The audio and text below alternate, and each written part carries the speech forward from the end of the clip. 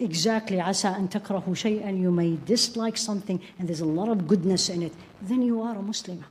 The moment you start arguing, and we are, especially unfortunately in this day and age, everything is why, I'm not convinced, why me, show me. The only word I take these days is why me. I turn and add a letter to it. Why not me, a woman of Gaza? Why you and me living in this comfort now? And they are bombs on their head. And they are the real Muslimah. Mu'mina. Mu'minat. And you say, what is the difference? Huge. Huge. I'm not talking about the 6 pillars of Iman. Of course. Otherwise, I'm not. You really believe with not a single doubt that He already have decreed you are sitting here because He had decreed it upon you. You believe, yaqeen.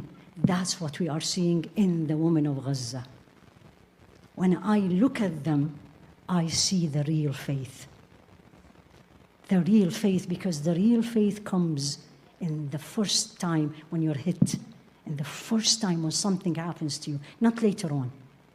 Your immediate reaction tells you who you are with Allah. If you say, قَدَّرَ اللَّهُ مَا شَاءَ فَعَلَ, Allah decree, and whatever Allah decree will happen, you're a believer. If I have to remind you, you're a believer, but you're a second, not a first. Muslimatin, mu'minatin. So I submit to Allah, I believe in Him, then I am fully obedient. And pay attention, He didn't say or. He didn't say or. When He talked about virgin versus not, He said or. But this one is not or. This is all the criteria. You cannot pick and choose. Today I'm a Muslim because I'm in the masjid. Tomorrow I am not, because I'm going to college or I am at work. My husband got me upset. I'm not a Muslim. Well, he gave me a gift and now I'm a Muslim. It doesn't work this way. 24 hours. Muslimatin, mu'minatin, qanitatin. Learn to be obedient to Allah. It is so hard for us, especially women. True or false? We by nature, and I'm not feminist or against feminist. I'm feminist when it comes what pleases Allah, and I'm against feminist if it doesn't please Allah. But by nature, we are rebelliant. Actually, scholars say this is one of the reasons that hadith, Allah have said it, about the intimate relationship. Because women by nature, like a woman by nature are givers. By nature, you get up at 3 a.m. and the baby is crying, and the husband doesn't. Not because you are better. That's how He put in you. And by nature, we are rebelliant. That's why the qanitat were more in the Quran about women than men. The only man was described qanit. Who was he?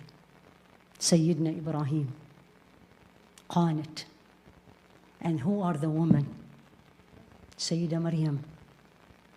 Are you qanita? You know when you say about somebody qanit? You're at 4 a.m. in the morning, in your corner, facing Allah subhanahu wa ta'ala, sobbing and crying, standing up, praying for the people of Gaza, praying for your children, but praying for your relationship with Allah. Ya Allah, love me. Ya Allah, make me the one that you look at her and says, what a servant of mine. Are you? Doesn't matter you're a wife. Doesn't matter you're a daughter, doesn't matter you're a professional, doesn't matter you're single, doesn't matter you don't have children, it doesn't matter. He didn't say anything about children. Did you see the verse? Nothing about husband, nothing about career. It's all about you and him. Ta'ibatin, how many of you did not wake up for Fajr or missed her salah and sobbed and cried and says, Ya Allah, please forgive me, versus, okay, we all miss salah. And then when you sin and turn to Allah, show me the better. اتبع السيئة الحسنة تمحوها. Follow sins by good deeds. Then the sins will be erased. That's hadith of Rasul alayhi salatu wasalam. وخالط الناس بخلق حسن. And treat people with good manners. And then سائحات. So interesting هذه. حتى when you read it, there is a long مد in it. سائحات. من هي السائحة? In the Arabic language, those of you who know Arabic, you think it's the traveler, right? Siyaha is you travel. But who is she? The woman who's in constant state of fasting. Fasting. And you really need to take a break and look back and says, why did he say sa'ihat? And why didn't he say something else? Why didn't he say wear hijab? Why didn't he say mu'tamira? Why sa'ihat? She's in constant state of fasting. Why? How much you know your Quran, ladies? Huh?